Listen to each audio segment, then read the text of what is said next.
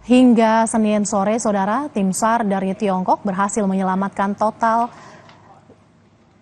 6 korban yang terjebak di reruntuhan bangunan yang ambruk akibat gempa. 2 korban tambahan ditemukan oleh tim SAR setelah sebelumnya berhasil mengevakuasi korban selamat dari reruntuhan hotel. Para korban telah terjebak selama 60 jam atau sejak hari Jumat pekan lalu dan berhasil bertahan hidup di antara reruntuhan hotel. Tim penyelamat dari Tiongkok juga berhasil menyelamatkan seorang anak berusia 5 tahun serta seorang perempuan hamil dari reruntuhan Sky Villa kondominium Mandalay pada hari Senin sore.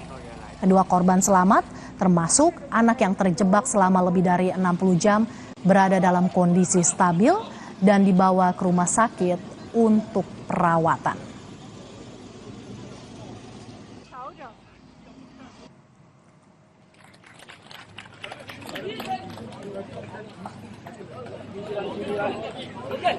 Tim penyelamat bertepuk tangan saat berhasil mengeluarkan seorang perempuan dari reruntuhan Hotel Great Wall dalam kondisi selamat setelah terjebak dalam reruntuhan selama 60 jam.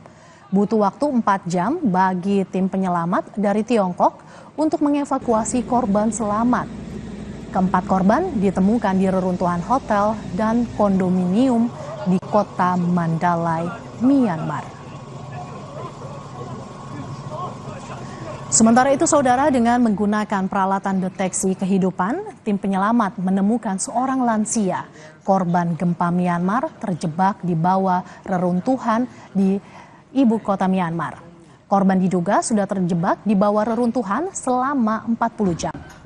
Setelah berjibaku beberapa jam, korban lansia akhirnya dievakuasi dengan selamat dan kini terdata lebih dari 2.000 korban tewas akibat gempa bermagnitudo 7,7 yang mengguncang Myanmar pada Jumat lalu.